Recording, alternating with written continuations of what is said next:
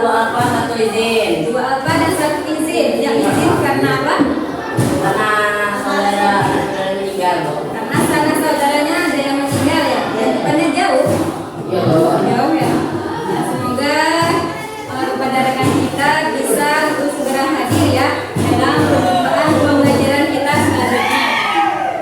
Baik, sebelum kita belajar, marilah kita berdoa terlebih dahulu ya, agar ilmu yang Ibu sampaikan kepada kalian bermanfaat di dunia dan di akhirat, dan juga bisa diterapkan dalam kehidupan sehari-hari tentunya ya. Baik.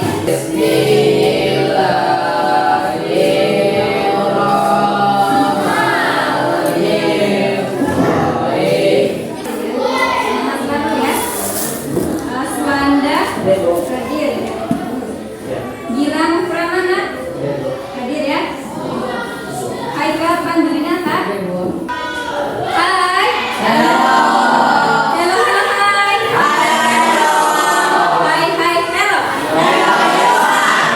Hai, hello, hai. Ya, semua akan membacakan tujuan pembelajaran terlebih dahulu ya. Ya, tahu apa yang akan kita pelajari selanjutnya ya. Oke.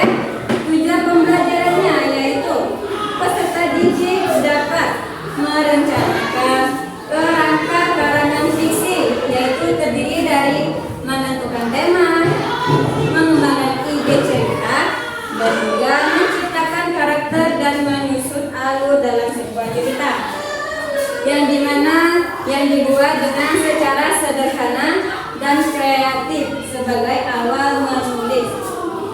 Kira-kira apa bedanya kerangka karangan fiksi dengan unsur intrinsik? Ada yang tahu kira-kiranya? Ya, kita sudah pelajari sebelumnya ya. Unsur intrinsik kemarin ada berapa itu? Ada 5 ya unsur-unsur intrinsik. Unsur-unsur yang membangun cerita dari dalam.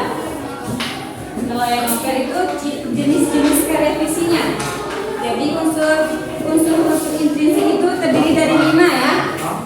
Pertama adanya tokoh, adanya tema, adanya latar dan juga amanat yang sudah kita pelajari sebelumnya ya. Baik, berbicara dengan kerangka. Kerangka otomatis dia struktur tersusun dari satu bait ke baitnya, yaitu terdiri dari satu angka ke angka seterusnya ya. Yang pertama adanya tema. Ya, kira-kira kalau kita membuat sebuah fiksi, karya fiksi, kita akan mencari temanya terlebih dahulu. Bisa jadi kita mencari temanya tentang roman atau di sini sukanya tentang apa saja? Halo. Hai. Kira-kira ceritanya suka tentang apa saja? Roman, romance, dan dongeng. Ada lagi yang ingin menambahkan? Ada yang cerita lucu-lucu? Lambang-lambang gitu ya? Oke, itu adanya ide cerita. Ide cerita itu apa? Kita mendapatkan ide untuk menulis sebuah cerita. Ya, kita menuangkan sebuah ide ke dalam buku dan menjadikan karangannya tersebut menjadi sebuah karya. Yang ketiga, setelah kita mencari apa itu tema, apa itu ide, yang ketiga yaitu menciptakan karakter. Kalian pernah melihat Boboiboy? Boboiboy. Boboiboy itu kira-kira ada berapa saja elemennya?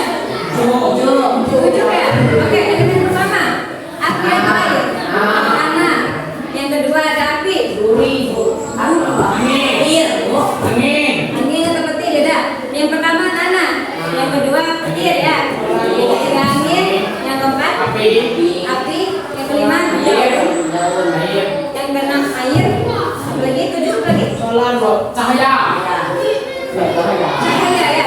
Oke, yang cahaya itu yang warna putih itu ya bajunya.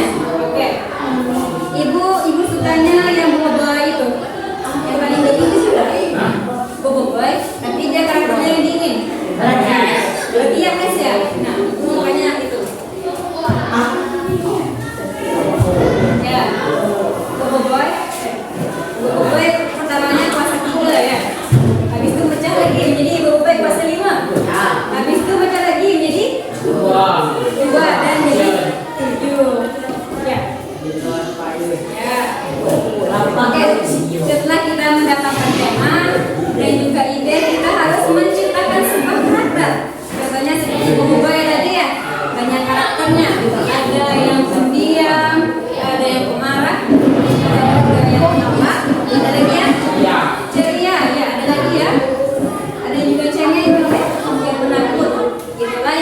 dilaksanakan dengan menciptakan sebuah karakter ya.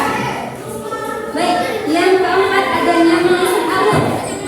Alur tadi, alur yang sudah kita pelajari yaitu tentang berjalannya peristiwa. Kalau dalam kitab buku, alurnya seperti apa? Ya, alur ceritanya. Atau mungkin dia pertama kali tidak mempunyai kuasa gitu ya. Terus dia ketemu sama Ocobot yang bulat itu ya. Ketemu, terus dia pencet itu atau gimana ya. Dan akhirnya Ocobot menjadi teman si Boboiboy. Ya, dan juga dia katanya dia dekat, lalu dia mengubah atau mengasah skill secara antah berantah. Ya, datangnya monster kepala kotak itu siapa? Aduh, ya, itu datangnya monster ke dunia ya. Itu juga termasuk dalam karya fiksi ya. Oke. Dalam menyusun alur, yaitu terdapat 4 bagian ya. Yang pertama adanya pengenalan, yang kedua adanya konflik, yang ketiga adanya puncak konflik, yang keempat adanya penyelesaian konflik, yang kelima adanya akhir cerita atau resolusi ya. Cincin cahaya bintang. Langit di atas kota kecil Sangkala selalu terasa lebih tua dan sunyi. Raka, seorang siswa SMA biasa dengan sifat pendiam, duduk di ambang jendela rumah kayu tua itu, memandang pegunungan yang diselimuti kabut. Kepindahannya yang mendadak setelah orang tuanya dinas ke luar negeri, mengharuskannya tinggal bersama Nenek Laras, nenek dari pihak ibunya yang selama ini hanya ia kenal melalui cerita. Rumah Nenek Laras terasa aneh, bukan karena tua, tapi karena aura misterius yang melekat di setiap sudutnya. Bau kayu lapuk bercampur aroma rempah yang tak dikenal, dan jam dinding kuno berdetak dengan irama yang terasa berat, seolah menghitung sesuatu yang penting. Nenek Laras sendiri adalah sosok yang bijaksana, misterius, dan penuh rahasia. Matanya yang tajam selalu memancarkan ketenangan, namun Raka sering menangkap kekosongan yang dalam, seperti melihat ke dalam portal yang gelap. Suatu sore, saat Nenek Laras sedang keluar, rasa penasaran Raka membawanya ke loteng. Debu tebal menyelimuti kotak-kotak usang dan barang-barang yang terlupakan. Di antara tumpukan kain tua, mata Raka terpaku pada sebuah kotak perhiasan kecil dari kayu jati berukir yang tersembunyi di bawah lantai yang sedikit longgar. Dengan jantung berdebar, ia membukanya. Di dalamnya, terbaring sebuah cincin perak kuno, dihiasi batu permata kecil yang memancarkan kilau biru keunguan, seperti cahaya bintang yang membeku. Nama cincin itu terukir samar di bagian dalamnya, cincin cahaya bintang. Saat Raka mencoba mengenakannya, ia merasa sedikit pening. Kemudian, secara tidak sengaja, ia menggerakkan tangannya dan sebuah bola cahaya biru kecil melesat dari cincin itu, menabrak dinding loteng. Bukan merusak, bola cahaya itu justru memperlambat jatuhnya debu di sekitarnya, memanipulasi arah cahaya yang masuk, hingga menciptakan ilusi fata morgana sesaat. Kekuatan aneh muncul, kemampuan memanipulasi cahaya. Nenek Laras kembali dan langsung tahu. Wajahnya yang tenang kali ini menunjukkan ketegasan. Raka, cincin itu telah memilihmu. Aku tahu kau takut, kata Nenek Laras, mendekat. Aku bukan hanya nenekmu. Aku adalah penjaga portal dimensi lain yang tersembunyi di bawah rumah ini. Cincin cahaya bintang adalah kunci dan senjata para penjaga sejati. Kau adalah yang terpilih berikutnya. Raka, siswa pendiam yang awalnya takut, mulai merasakan getaran keberanian yang asing di dadanya. Namun, kengerian datang tak lama setelah pengakuan itu. Dari kegelapan hutan di belakang rumah, muncul sesosok bayangan hitam pekat, makhluk dari dimensi lain yang tidak memiliki wujud padat, yang dikirim oleh musuh abadi, Raja Kegelapan Xerxes. Xerxes, antagonis kuat yang haus kekuasaan, telah mencari cincin itu selama berabad-abad untuk membuka dan menguasai portal sepenuhnya. Berikan cincin itu, atau Sangkala akan menjadi dimensiku berikutnya. Suara Xerxes bergema dari bayangan yang ia kirim, penuh ancaman. Raka berdiri di samping neneknya, tangannya menggenggam cincin cahaya bintang yang kini bersinar lebih terang. Ketakutan itu masih ada, Namun ia teringat tema yang Nenek Laras sering bisikkan, keberanian untuk menerima takdir dan tanggung jawab. Ia menghembuskan napas. Ia adalah Raka, siswa SMA biasa yang tiba-tiba menjadi pahlawan. Ia adalah cucu dari seorang penjaga portal. Ia harus melindungi Sangkala. Tidak akan kuserahkan, seru Raka. Cahaya biru keunguan dari cincin itu memancar, membentuk perisai siluet yang melindungi mereka dari serangan bayangan Xerxes. Pertempuran di antara cahaya dan kegelapan, antara dimensi, baru saja dimulai di loteng tua rumah Nenek Laras. Raka telah menerima takdirnya, dan ia tahu, petualangannya untuk menguasai kekuatan cahaya dan menjaga rahasia alam semesta baru saja dimulai. Oke, sekianlah ya cerita pendek yang sudah kalian dengarkan secara sama-sama tadi ya, yaitu mengenai tentang cincin cahaya bintang. Oke, artinya ya, dan tanggung jawab. Oke, temanya tentang keberanian ya.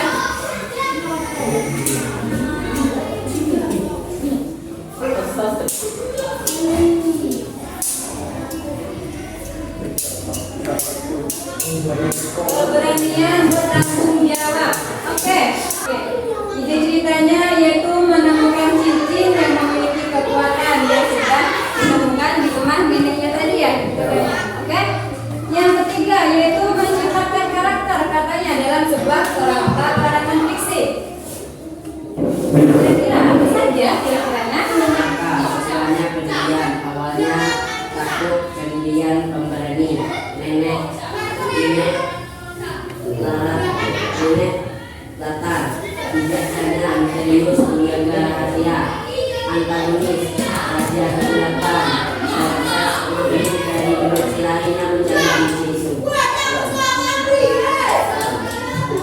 Yaitu mereka memiliki sifat pendiam ya. Tinggal di kota kecil, tinggal bersama nenek Laras di rumah tua. Dia merasa aneh. Konflik awal, maka menemukan cincin cahaya bintang di loteng. Kekuatan aneh muncul saat dia menggunakan secara tidak sengaja. Oke, yang tentang puncak konfliknya. Raka harus menghadapi depan langsung dengan Xerxes di gerbang portal yang dekat dekat rumah neneknya. Dia harus belajar menguasai kekuatan sembunyinya secara cepat dan mengalahkan Xerxes. Oke, penyelesaian akhir. Maka berhasil mengalahkan Xerxes dan mengikuti portal. Dia menerima takdirnya sebagai menjaga dirinya dan melindungi dunia. Hai. Hello.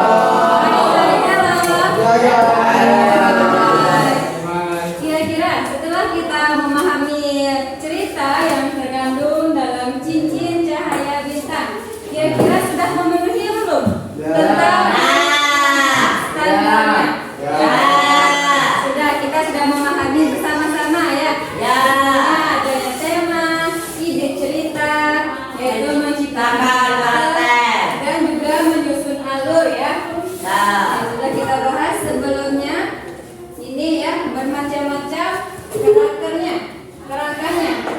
Assalamualaikum warahmatullahi wabarakatuh. 끝이 보이지 않아 출구가 있긴 한가 발이 뜨지 잘